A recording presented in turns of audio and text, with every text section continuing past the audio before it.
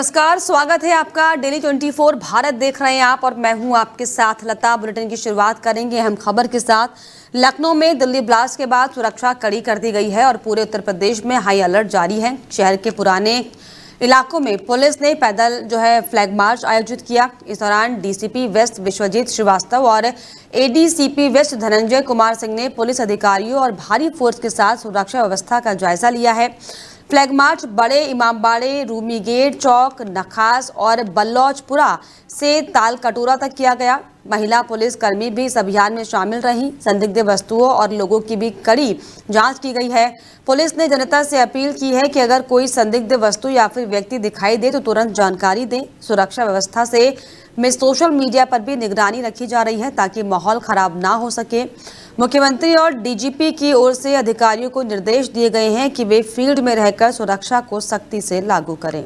पीलीभीत जनपद के पूरनपुर विधानसभा क्षेत्र से बीजेपी विधायक बाबूराम पासवान एक बार फिर से सुर्खियों में आ गए हैं। बताया जा रहा है कि उनकी स्कॉर्पियो कार की टक्कर एक ई रिक्शा से हो गई। इसके बाद विधायक और उनके समर्थकों ने ई रिक्शा चालक को रोककर वाहन के नुकसान के बदले 4,000 रुपये मुआवजा देने की मांग की और उसे धमकाने लगे। इसी दौरान मौके पर मौजूद भीड़ ने विधायक की गाड़ी को घेर लिया और उन्हें जमकर खरी खोटी सुनाई है। स्थानीय लोगों ने आपस में चंदा जुटाकर 4,000 रुपये ई रिक्शा चालक को दिलाए और विधायक जी की सार्वजनिक रूप से फजीहत करा दी। ये घटना पीलीभीत शाहजहांपुर मार्ग पर हुई और इसका वीडियो सोशल मीडिया पर तेजी के साथ वायरल हो रहा है। ई रिक्शा चालक खीरी जिले के छत्रपाल हैं, जो कि हादसे में मामूली रूप से घायल हुए। फिलहाल इस घटना को लेकर क्षेत्र में खूब चर्चा हो रही है। तो पीलीभीत में देखिए किस तरीके से पीलीभीत में बीजेपी विधायक की गाड़ी से ई रिक्शा की टक्कर हो गई और जहां विधायक जी की तरफ से मुआवजे की बात की आस की जा रही थी, तो वहीं पीलीभीत के जो विधायक हैं वो दरअसल इस पूरे मामले पर ई रिक्शा चालक पर भड़कते दिखाई दिए।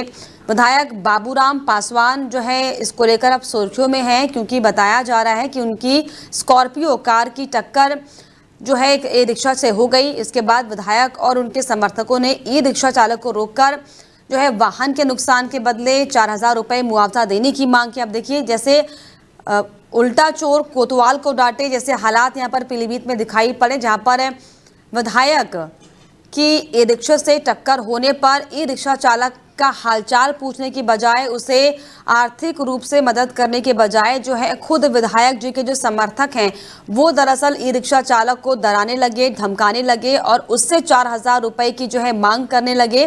लेकिन जैसे तैसे स्थानीय लोगों ने पैसे इकट्ठा कर ई रिक्शा चालक की मदद की है। और आपको बताएं कि दरअसल पीलीभीत जनपद के पूरनपुर विधानसभा क्षेत्र का ये मामला है, जहां पर बीजेपी विधायक बाबूराम पासवान एक बार फिर से सुर्खियों में दिखाई पड़ रहे हैं।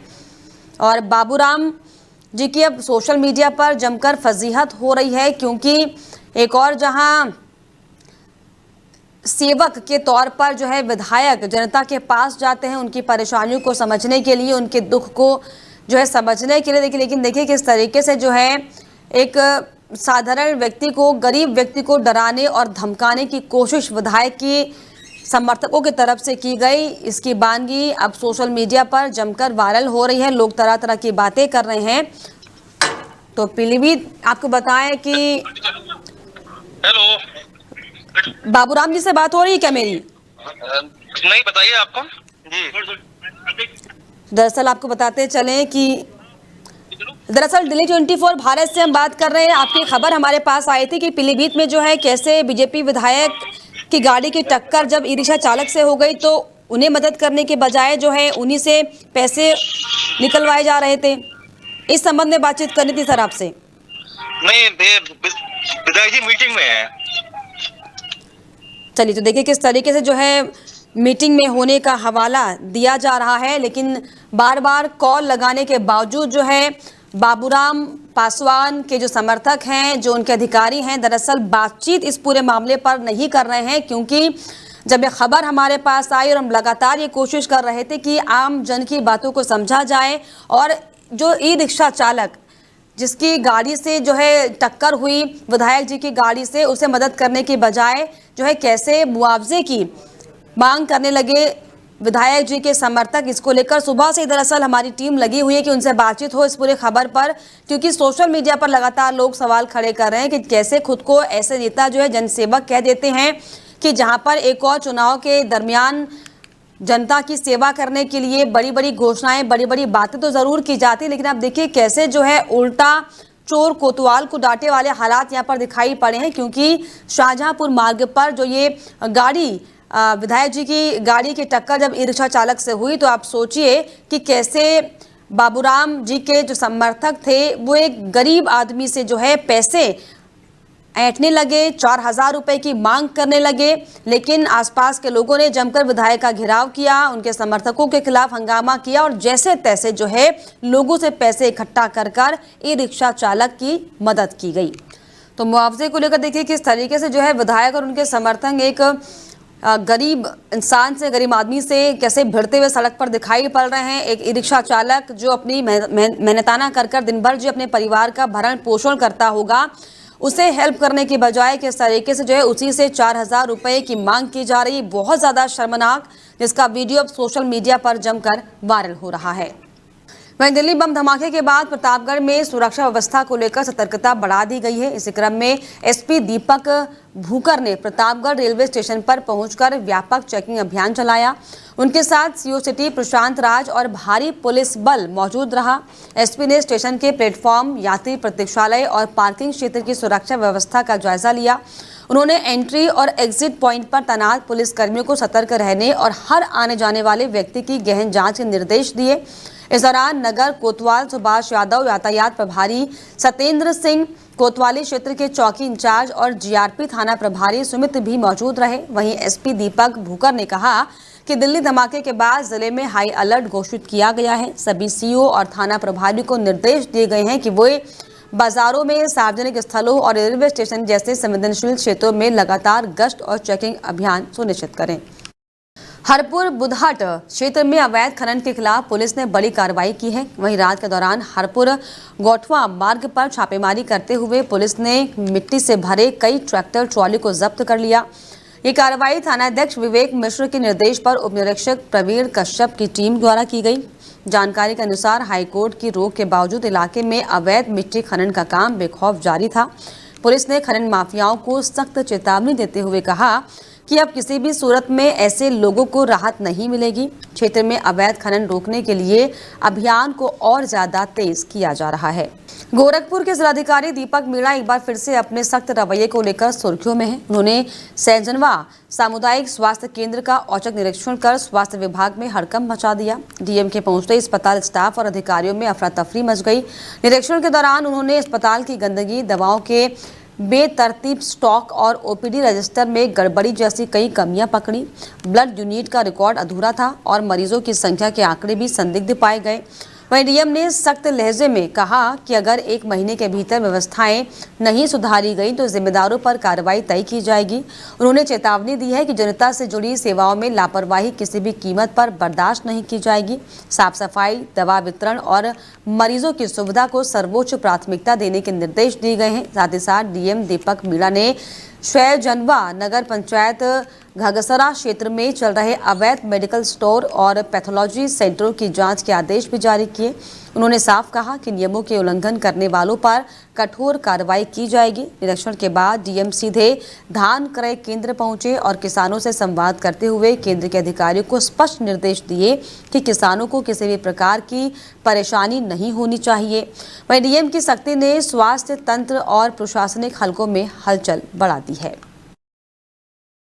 इस पे इनको ध्यान देने की जरूरत है और जो अपनी चीजें व्यवस्थित करनी है सिस्टम के हिसाब से, जो इनको जीओस और सर्कुलर्स दे रखे हैं उस हिसाब से रिव्यू मैकेनिज्म इनको थोड़ा सा और स्ट्रॉन्ग करना पड़ेगा। बाकी कई चीजें कुछ व्हीकल्स और वो कुछ कंडेम्ड है, तो इनको बोला गया है कि उसको जल्दी से जल्दी डिस्पोज ऑफ करें। कुछ बिल्डिंग्स हैं जो कंडेम्ड है, उनके बारे में भी त्वरित कार्रवाई करें और बाकी स्थिति और ये बेहतर कर सकते हैं। जिन चीजों पे साफ सफाई पे ध्यान दें ऐसे उन कुछ अच्छी सी एटलीस्ट आपके सर आपने बोला है, आपने संज्ञान में लाया, हम इसको भी चेक करवा लेते हैं जो भी मेडिकल स्टोर है कि सिर्फ अप्रूव्ड मेडिकल स्टोर से चेक वाले सर यहाँ वितरण करते हैं अस्पताल में। नहीं ठीक है, आप बता रहे हैं जो पैथोलॉजी अगर आपको लगता है मेडिसिन की साइड की शिकायत है तो इसको भी हम लोग चेक करवा के प्राथमिक चेक करवा के अगर कहीं मुजफ्फरनगर के शाहपुर क्षेत्र में सांझक गांव के पास एक दर्दनाक सड़क हादसा हुआ जिसमें 3 लोगों की मौके पर ही मौत हो गई। मृतकों में एक महिला, उसका बेटा और दूसरी बाइक पर सवार व्यक्ति शामिल हैं। हादसे में कई लोग गंभीर रूप से घायल हुए हैं जिन्हें पास के सीएचसी अस्पताल में भर्ती कराया गया। पुलिस ने मृतकों के शवों को कब्जे में लेकर पोस्टमार्टम के लिए मोर्चरी भेज दिया है। हादसे के बाद क्षेत्र में अफरा तफरी का माहौल है जबकि पुलिस पूरे मामले की जाँच में जुटी हुई है।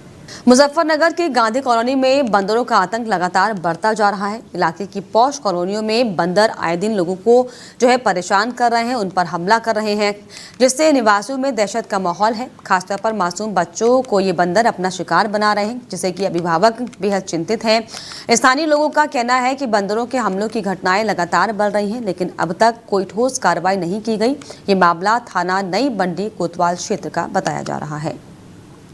नोएडा इंटरनेशनल एयरपोर्ट पर operational readiness and airport transport trial सफलतापूर्वक संपन्न हुआ।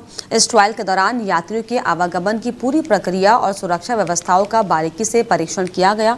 एयरपोर्ट पर काम करने वाले कर्मचारियों के परिजन और दोस्तों को यात्रियों के रूप में शामिल किया गया था। करीब 60 यात्रियों को पार्किंग एरिया से लेकर चेक इन, सुरक्षा जांच और बोर्डिंग की सभी सुविधाओं से गुजरते हुए रनवे तक ले जाया गया। अधिकारियों के अनुसार एयरपोर्ट के पहले चरण का काम पूरा कर लिया गया और उड़ान संचालन के लिए 15 दिसंबर की तिथि तय की गई। साथ ही साथ एयरड्रोम लाइसेंस प्राप्त करने की प्रक्रिया भी तेजी से आगे बढ़ रही है। ट्रायल के दौरान एयरपोर्ट पर लगे सभी आधुनिक उपकरणों और सिस्टम की सफलतापूर्वक जाँच भी की गई है।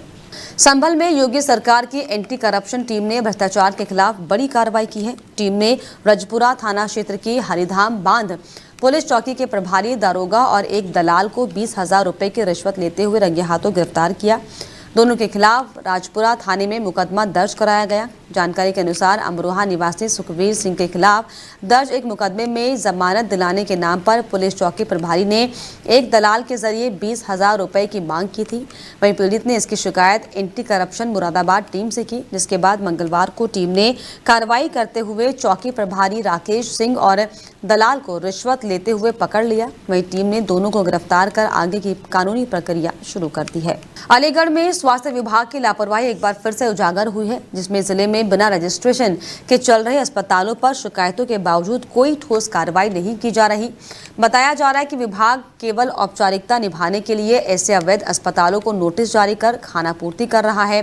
वह शिकायत करने वाले व्यक्ति को संबंधित अस्पताल की ओर से लगातार धमकियां मिल रही हैं। ये पूरा मामला कवासी क्षेत्र के बाईपास स्थित एसएस हॉस्पिटल से जुड़ा हुआ है, जहां पर बिना आवश्यक अनुमतियों के अस्पताल का संचालन किया जा रहा है। इस प्रकरण में बताना चाहता हूं कि एक शिकायत प्राप्त हुई थी। जितेंद्र सिंह जी वकील हैं, उनकी तरफ से वो एक हॉस्पिटल में अपने पेट के दर्द का इलाज कराने गए थे, तो लेकिन उनको उस हॉस्पिटल में कुछ डाउट हुआ, तो उसके बारे में वो उस पर कार्रवाई कराना चाहते थे।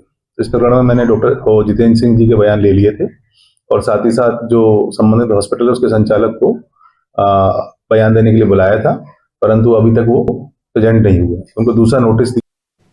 अमरोहा में एक युवक का शव लहूलुहान हालत में पाया गया। परिजनों का कहना है कि हत्या की आशंका जताई जा रही है। मृतक के शरीर से उसकी शर्ट और चप्पल गायब पाई गई है।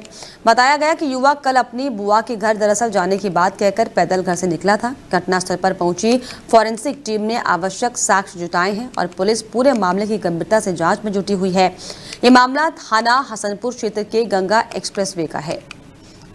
बलिया में मंगलवार को रफ्तार का कहर देखने को मिला है, जहां पर शाम करीब 6 बजे बांसडीहा रोड थाना के अंतर्गत साहू डीहा चट्टी पर तेज रफ्तार स्कॉर्पियो अनियंत्रित होकर एक चाय की दुकान में जा घुसी। दुकान में बैठे 4 लोग अनियंत्रित स्कॉर्पियो की चपेट में आ गए और बुरी तरीके से घायल हो गए।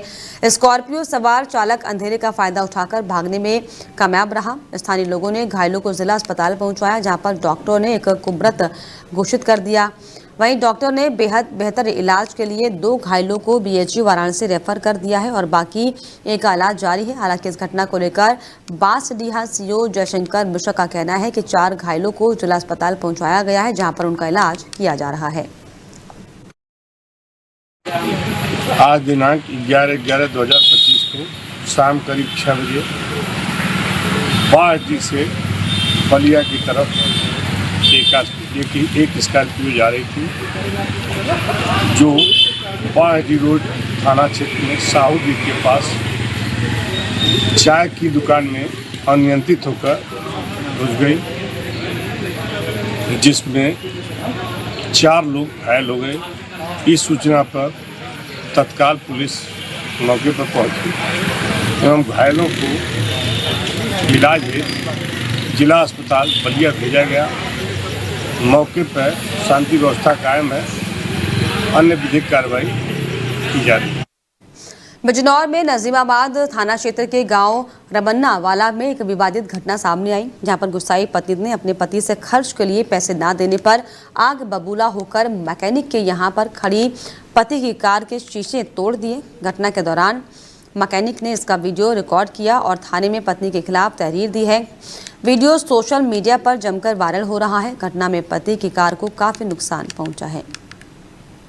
हमीरपुर के मुस्करा थाना क्षेत्र में एक व्यक्ति का शव संदिग्ध स्थिति में खेत में पाया गया। वहीं घटनास्थल से शराब की बोतल और गिलास बरामद हुई है। परिजनों का कहना है कि हत्या की संभावना को नहीं नकारा जा सकता। सूचना मिलने पर स्थानीय पुलिस मौके पर पहुंची और मामले की छानबीन में जुट गई है। फिलहाल मौत का कारण स्पष्ट नहीं हो पाया है और पुलिस इसकी जांच कर रही है।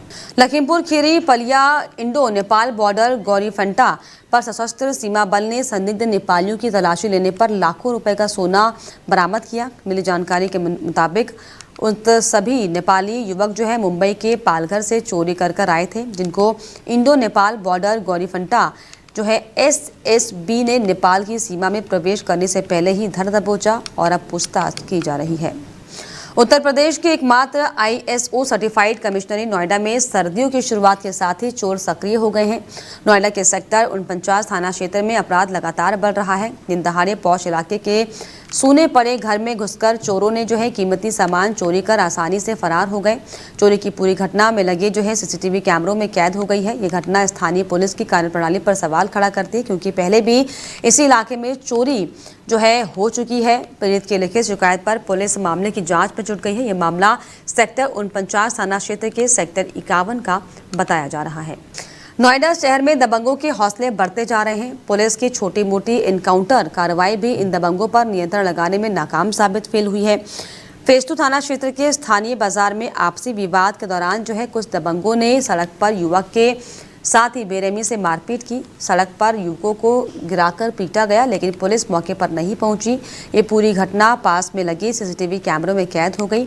CCTV फुटेज को संज्ञान में लेकर पुलिस अब मामले की जांच कर रही है।